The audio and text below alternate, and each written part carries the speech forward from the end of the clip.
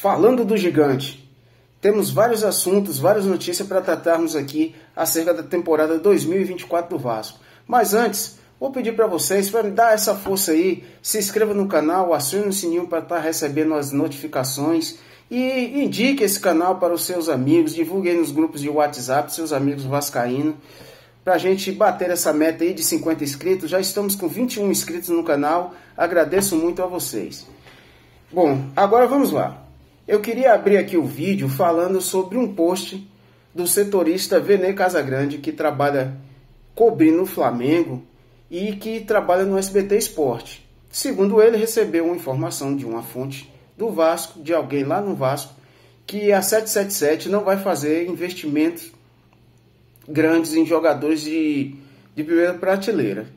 Eu acredito que ele quis dizer alguma coisa no sentido de jogadores com passe aí na casa de 8, 10 milhões de euros, de dólares. Eu também não acredito em contratação desse jeito. Mas acredito em contratações melhores do que a do ano passado, porque essa foi uma exigência de Ramon Dias, para ele permanecer, mesmo tendo contrato com o Vasco até 2024. Ele fez uma renovação de mais um ano, até 2025, e com possibilidade de prorrogação desse contrato até 2027. Mas para isso, uma das exigências dele foi que houvesse um investimento no time e na estrutura. O Vasco vai receber um aporte de 270 milhões da 777. Esse aporte entra em setembro, por conta de tudo aquilo da data que foi vendido o Vasco e tal. Essa data é em setembro. As negociações que o Vasco irá fazer é com garantias bancárias.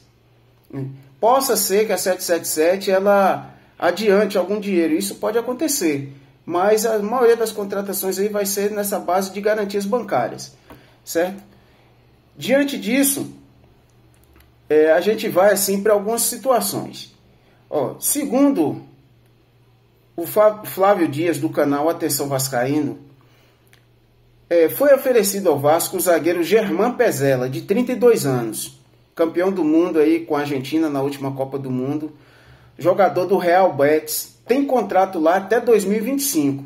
Esse jogador hoje, o Real Betis não tem intenção de vender. O cara é titular lá, está muito bem. Mas os agentes ofereceram ele ao Vasco. Segundo consta, ele quer retornar para o futebol sul-americano.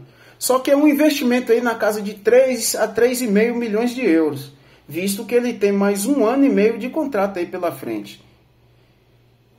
É uma negociação um pouco difícil pelo valor de 3 milhões e meio de euros, de 3 a 3 milhões e meio de euros, para um jogador de 32 anos. O que o Vasco pode ganhar com isso, porque dificilmente vai conseguir vender um jogador com essa idade, suponhamos que seja um contrato de 2 anos. Um jogador de 34 anos, para conseguir vender por 1 milhão de euros, 1,5 milhão, 2 milhões de euros, eu acho um pouco difícil. Mas, se um jogador desse vem, fortalece o grupo, fortalece o elenco, e que o time, que o Vasco consiga passar de fase, chegar em fases finais de Copas, ter uma boa classificação, cada fase que vai passando, a gente sabe que a premiação é maior. Então, é um investimento que tem que se pesar ali, custo-benefício, para ver se vale a pena. Outro jogador que foi oferecido ao Vasco é o zagueiro Bruno Mendes, de 24 anos, uruguaio, jogador do Corinthians, tem contrato até 2031. Esse jogador foi comprado há 4 anos atrás, foi emprestado ao Internacional em 2022, mas um jogador que não está sendo aproveitado no Corinthians. Eu não sei se valeria a pena a gente empilhar jogador como foi feito aí nos últimos anos, somente para o jogador estar no grupo. Porque se o Corinthians não vai utilizá-lo, certamente para o projeto do Vasco, é um projeto grande, também não vai servir. Essa é a minha opinião. Jogador de 24 anos de idade e vai estar livre no mercado. Ele chegaria a custo zero. Aí teria que ver a questão de salários e tudo, porque segundo a reportagem que eu li ontem, só com a devolução de Robson Bambu, o Vasco vai economizar cerca de milhões de reais. 10 milhões, se eu não me engano, com salários. Então, assim, são coisas que tem que se pesar, porque não é só a questão de passe, é questão de salários também.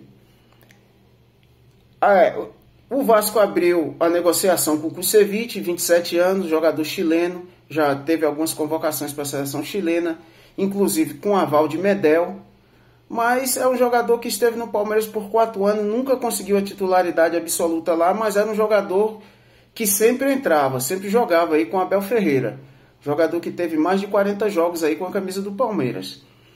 Foi contratado esse ano, em fevereiro ou abril, aí foi contratado pelo Coritiba. O Coritiba caiu, como ele é um dos jogadores com salário alto, o Coritiba está negociando ele. E aí o Vasco está abrindo conversas aí para ver a possibilidade da contratação do zagueiro Kusevich, chileno. E o Vasco fez uma sondagem pelo zagueiro Nathan Silva.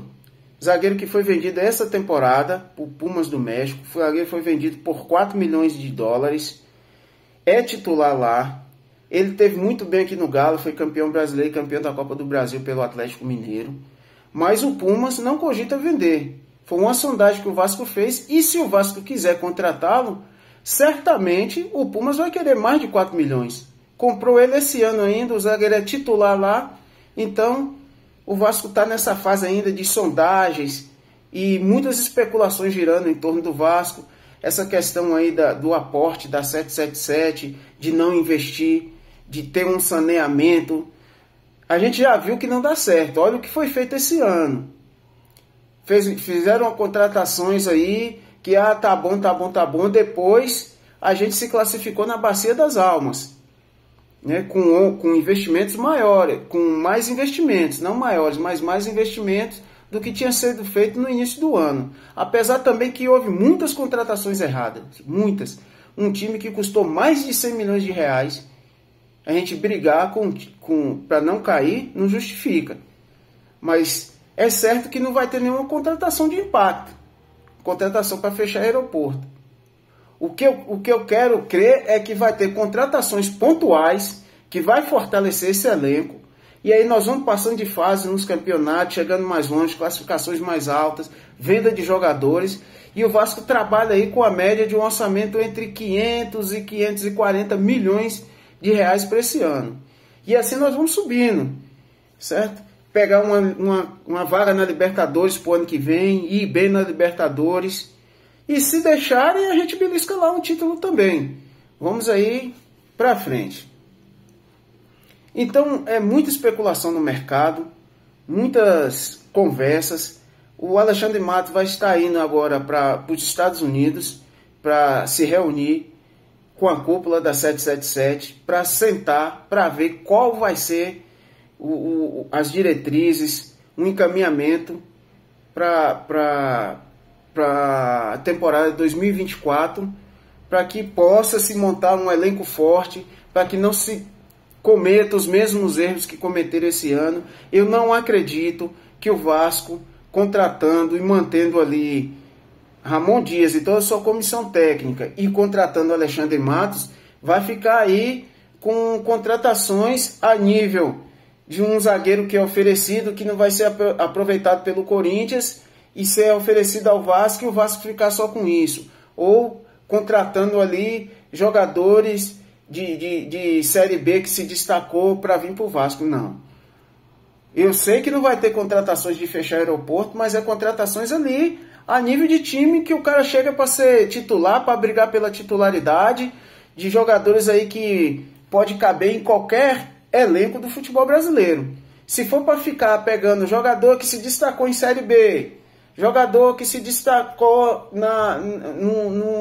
em um estadual de algum estado aí, para compor um elenco para disputa de brasileiro, não.